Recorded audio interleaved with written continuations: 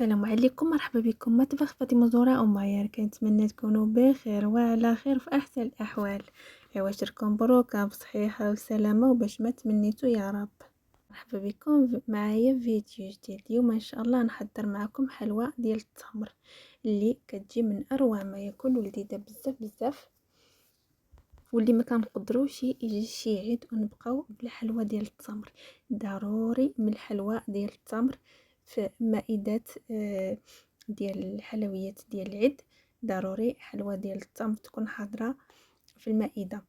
فاليوم ان شاء الله غادي نحضرها معكم بكل اسرار بالطريقه ديالي الخاصه باش كانت كتصايب لنا ماما. اليوم غادي نشاركها معكم بنفس الطريقه اللي كانت كتصايبها ماما. تجي هشه بزاف بزاف وكتجي كدوب ذوبان في الفم البنات. فنمشيو نتعرفوا على طريقه التحضير والمقادير. فاول حاجه هنايا انا كنحضر التمر. حلوى ضروري كنحضر التمر اللي كيكون هو طري طازج. الاخوات اللي كيعجبهم التمر اخر يستعملوا التمر اخر معجون. مي انا صراحه ما كيعجبنيش هذاك اللوغو ديالو. كيعجبني التمر اللي كيكون طري. وحنا متعودين صراحه ماما كانت كتصايبولنا، يعني من قبل كتصايبولنا بهذه الطريقه هذه. تاخذ التمر وكتصايبو بهذه الطريقه البنات اللي شاركت معاكم اليوم. فكناخذ كيلو غرام ديال التمر، نحيد له هذاك العظام ديالو، كنفصلو على هذاك العظام، كنحيد له هذاك العظام وفصلو بشكل جيد كيف ما كتشاهدوا معايا في الفيديو. كنغسلو جيدا من هذاك الغبار اللي كتكون فيه البنات. ضروري ما تغسلوه جيدا. هنا من بعد ما غسلت التمر ديالي كناخذ واحد الكسكس وكنوضع فيه التمر بهذه الطريقه، وغادي نوضعو فوق الطنجره فوق النار، وغادي نخليه كيطيب. كنغطي عليه وكنخليه يطيب. هنا التمر ديالي من بعد ما طاب كيف ما كتشاهدوا معايا كناخذ هذا الميكسور. صراحه كيساعدني بزاف بزاف في الطحين ديال التمر. فإلا تواجد عندكم هذا الميكسور احسن طحنوا به، كيسهل عليكم. ولا ما تواجدش تمعسوه غير بالفرشيطه فقط. التمر ديالي من بعد ما طحنته هنا غادي نضيف له هذوك المنسمات. عندي القرنفل، القرفه، القرقاع اللي مهرمش عندي صغر، ماء الزهر. هنا ضفت واحد الكميه اللي هي قليله ديال القرقاع مهرمش، 30 غرام ديال القرقاع. ضفت نص ملعقه صغيره من القرنفل ونص ملعقه صغيره من القرفه. هاد الكميه هذه البنات راني ضفت لها هذاك القرقاع، القليل من القرقاع كيف ما شفتوا معايا. الكميه الثانيه ما غاديش نضيف لها القرقاع، غادي نخليها بلا قرقاع. ملعقتين كبارين من الماء الزهر باش كتنسموا هذا التمر ديالكم، باش كيجي منسم وكيجي بنين بزاف بزاف. ضروري كتضيفوا هاد المكونات للتمر ديالكم باش كيجي منسم. فانا بغيت نشارك معكم جميع التفاصيل ديال هاد الحلوى ديال التمر اولا حلوى المعمول اللي كتجي من اروع ما يكون. تابعوا معايا الفيديو وان شاء الله بالنسبه للمبتدئات ان شاء الله غادي تنجح معكم هاد الحلوى من اول مره. انا كنشرح بالنسبه للبنات اللي ما عارفينش، المبتدئات فقط. فهنا من بعد عجنت هذاك التمر ديالي بشكل جيد مع ديك المنسمات اللي ضفت له. صافي هنا كنحيدو على جنب، كندخلو للثلاجه وكندوز باش هنا كنغطي التمر ديالي بواحد البلاستيك وكندخلو للثلاجه وكندوز الكميه الثانيه حتى هي بنفس الطريقه. كنزيد لها ملعقتين من ماء الزهر، نص ملعقه من القرنفل ونص ملعقه من القرفه، وكنخلط التمر ديالي بنفس الطريقه اللي عملت معكم الاولى. صافي وهنا كنشكل التمر ديالي اصابع وواحد الكميه كنشكلها دوائر. كنمشي باش كنوجد العجين. بالنسبه للزبده غادي نحتاج 375 غرام ديال الزبده بحراره المطبخ. عندي 100 غرام ديال السكر الثقيل او السكر كلاسي، وعندي كاس ديال الزيت مائده هي 150 مليلتر، 4 ديال الملاعق ديال ماء الزهر، قبيصه ديال الملحه. دقيق عندي كيلوغرام. غادي نشوف شحال غادي تاخذ لي. الدقيق كيبقى على حسب الخليط.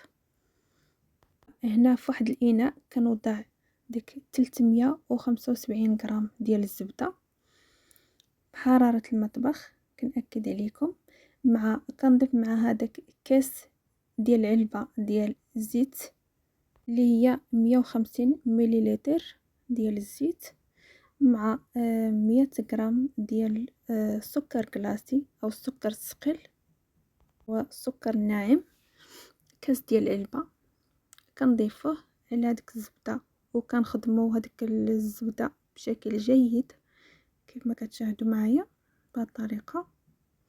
وهنا كنضيف 4 ديال الملاعق كبار ديال ماء الزهر، كنخلطوا جيدا، وما نساوش قبيصه ديال الملحه.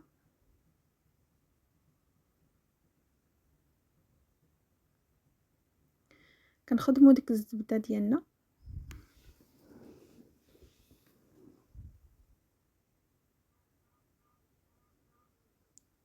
صافي هنا بديت كنضيف في الدقيق. بالنسبه للدقيق عندي كيلوغرام هنا. مي غادي نقول لكم شحال غادي تاخذ لي ديال الدقيق في الاخر. الدقيق كيبقى على حسب الخليط البنات، دائما الدقيق على حسب الخليط في هذه الحلوى. غادي نشوف شحال غادي تدخل لي ديال الدقيق في الاخر. غادي نقول لكم شحال خدات لي ديال العبار ديال الدقيق. فهنا مازال راه كنزيد الدقيق شويه بشويه، مازال العجينه ديالي كتلصق بزاف، فغادي نزيد لها واحد ملعقتين او ملعقه على حسب.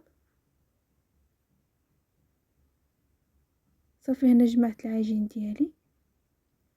بالنسبه للعجين غير كتجمعوا بالاصابع فقط البنات، يعني دخلت لي هذاك الدقيق البنات تقريبا كامل. العجين ديالي اللي بقات ملعقه وحيده اللي بقات من هذاك كيلوغرام ديال الدقيق. فانتم دائما الدقيق كيبقى على حسب الخليط.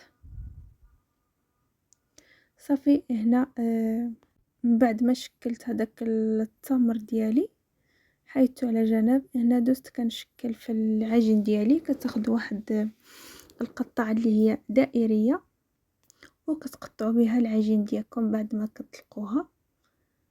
الا كانت ما عندكمش هاد القطعه هذه كتقطعوها بالكاس، ماشي مشكل. كاس ديال العلبه كتاخذوه وكتقطعوا به العجين ديالكم.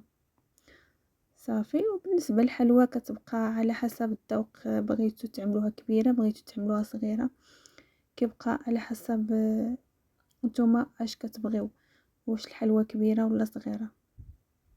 صافي كتشكلوا الحلوى ديالكم كيف ما بغيتو نتوما. فانا هنايا عملت الحلوى ديالي يعني ما كبيراش بزاف وما صغيراش بزاف، موين.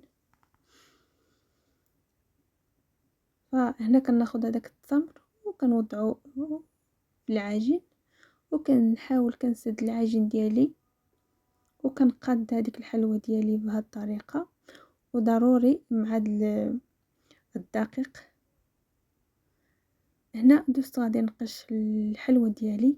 هنا خديت هاد المنقاش هذا اللي غني عن التعريف. كناخدو مع ضروري الدقيق البنات. كتحطوا الدقيق حداكم وهذاك المنقاش كتعملوه في الدقيق، وعاد باش كتنقشوا الحلوى ديالكم. صافي هنا من بعد ما نقشت الحلوى يا اخرى كملتها.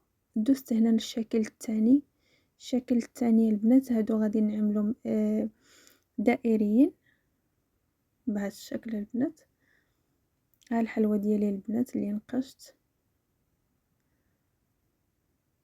وهنا الشكل الثاني البنات هي اللي غادي نعمل بهذا المعمول هذا بهذا.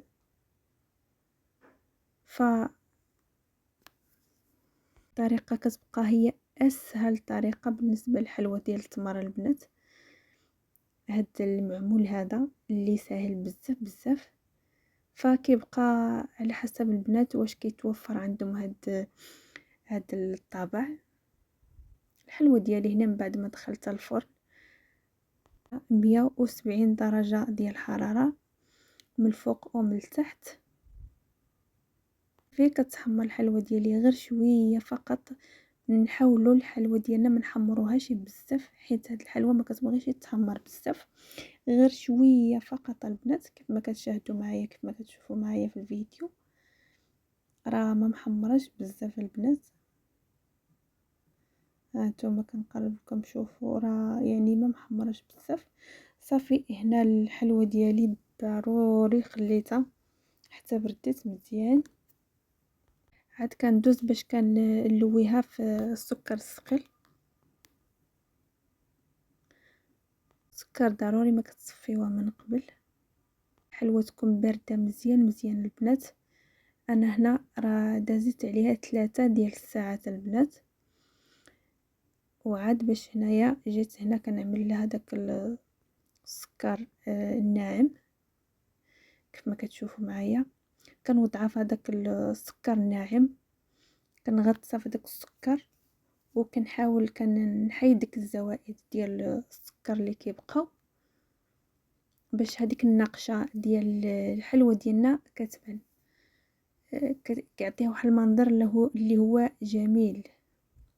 فبنفس الطريقه دوزت للشكل الثاني عاوتاني البنات. شوفوا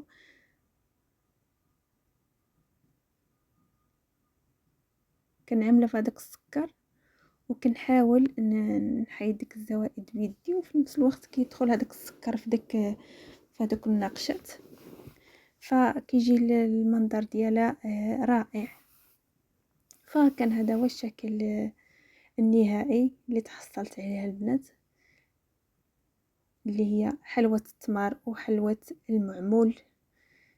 صراحة اللي هي سهلة بزاف بزاف هذيك المعمولة البنات. بالنسبة للبنات اللي ما كيبغيوش ينقشوا داكشي، راه هاد الطريقة راه هي سهلة بزاف. فكيبقى هي هذاك الطبع يكون متواجد عندكم في المطبخ ديالكم، كيسهل عليكم بزاف. ولكن واخا كنعملوا يعني المعمول ضروري كنرجعوا الحلوى اللي هي تقليديه كنقشوها بيدنا. شي حاجه اللي هي رائعه. هاد الحلوى اللي هي محبوبه الملايين، وشي حاجه اللي هي توب توب توب. شوفوا البنات راه كتجي نقول لكم، كتجي رشيشه بزاف بزاف البنات. وش نقول لكم، كتجي كتذوب ذوبان في الفم، كتجي بنينه بزاف بزاف. وعليكم عيد تبعوا الفيديو من الاول حتى الاخير بالنسبه للمبتدئات، وان شاء الله غادي تنجح معكم لاول مره. هاد الطريقه اللي شاركت معكم مع كل التفاصيل ان شاء الله غادي تعجبكم بزاف بزاف، وغادي تولي عندكم معتمده بحال اللي عندي معتمده حتى انا في البيت ديالي. فهذه كتبقى هي احسن طريقه البنات. يعني كتحضروا الحلوى ديال التمر بالتمر اللي هو طري. كتجي بنينه بزاف بزاف بهذه الطريقه هذه البنات، احسن من هذاك المعجون ديال التمر. هذاك لا علاقه البنات، ما مزيانش اصلا. كلها وشنو كيعجبو، مي هاد الطريقه كتبقى هي احسن، وهي اللي تربينا عليها هاد الطريقه الحلوه اللي كتجي يعني زعما مزيونه بزاف بزاف. شكرا بزاف بزاف على حسن المتابعه. ولو كنتي اول مره كتشوف القناه ديالي ما تنساش اشتراك في القناه ولايك الفيديو فضلا وليس امرا. دمتم في رعايه الله وحفظه، نتلاقاو فيديو جديد، الى اللقاء.